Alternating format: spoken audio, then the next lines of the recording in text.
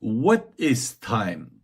Often in discussions, when comes up the concept of time, I have noticed that either people are not clear on it, they don't really have a precise idea of what is time. Prophet Augustine has remarked in his time already that when people speak about time, you ask them, what is time? They don't really know what is time. Yeah. So either people don't really know, or for some reason they picked up on a given conception of time and they're rather rigid about it. So I thought it would be interesting today to present different ideas of time and to show that there are different conceptions of time, that it has been understood and interpreted in various ways across different cultures, philosophical systems, or scientific disciplines. So I would like to present diverse conception of time. The first one, which is the most common that a lot of people are familiar with, can be called linear time. It's a classical Western conception where time is viewed as linear, moving from the past through the present, through the future.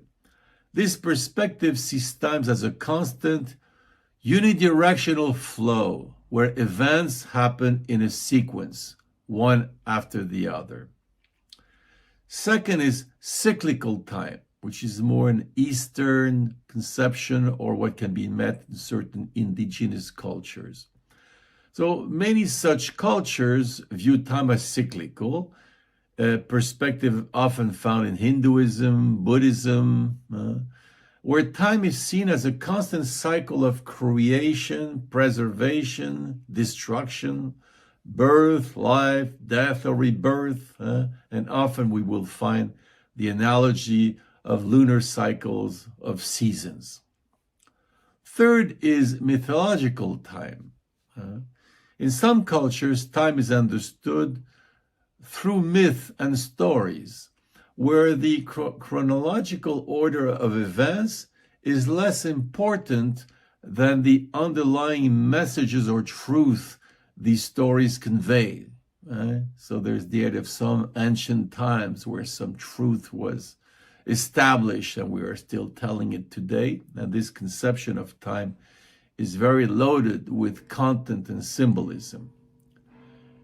Then relational time. Some philosophies and sociological theories propose that time is relational, meaning it's determined by social interactions and human experiences. This concept suggests that time's flow or significance can vary very much depending on cultural, social, and personal context. For example, when we're in love, time flies, except if our love is absent. When we're bored, time is slow. When people are not very interesting. So relations determine the value of time. Then quantum time. In quantum physics, time does not necessarily flow at a constant rate, and the distinction between past, present, and future can be rather blurred. This concept arises from the field of quantum mechanics, where the traditional laws of classical physics do not really apply. Therefore, time could be deeply intertwined with the very fabric of reality on the most fundamental level. So it's not a separate parameter of reality. It is within the definition of this reality, or it's defined by the set of parameters of this reality. Then Einstein's theory of relativity. In this scientific view, time is relative and can vary depending on the speed at which an observer is moving and the strength of gravitational fields. This theory breaks with the notion of time as a universal constant flow. Because the stronger the gravitational field, in other words, the more pronounced the curvature is, the more time slows down relative to a weaker gravitational field. So space and time are interwoven in a single four-dimensional continuum called space-time. Objects with mass cause this fabric of space-time to curve around them, and they have a strong mass. And this curvature of space-time affects the flow of time, modifies time. Psychological time. This is a simply subjective perception of time, which can vary greatly from the measured clock time. It involves how individuals perceive the duration of events, which can be influenced by various factors such as attention, emotion, the nature of the activities being performed, our moods, our feelings and emotions. Philosophical time.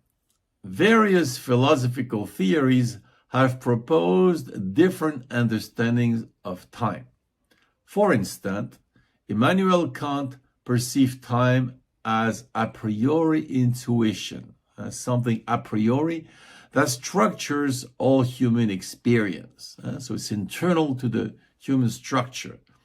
While Martin Heidegger considered time to be the horizon for the understanding and interpretation of being, as a sort of limits or as a constant or something that constitutes being, rather. Biological time. Biological time refers to the internal biological clock of living organisms, such as the circadian rhythms that govern natural processes like sleep cycles, aging, reproduction, and of course, if we take different animals or plants, we will see that the time, their time span, their functioning, their rhythms are rather different. So these diverse conceptions of time illustrate that time is not just a simple, universally agreed upon constant, but a complex and multifaceted concept that varies across different contexts, across different disciplines. So each person can evidently privilege for some reason a given version that fits them. But anyhow, we should keep in mind this diversity, what can be called a perspectivist conception, which does not prohibit certain personal preferences, but that allows us to remain available to the diversity of philosophical schemes, since each theory has its strength and its weaknesses, its area of functioning, and its limits.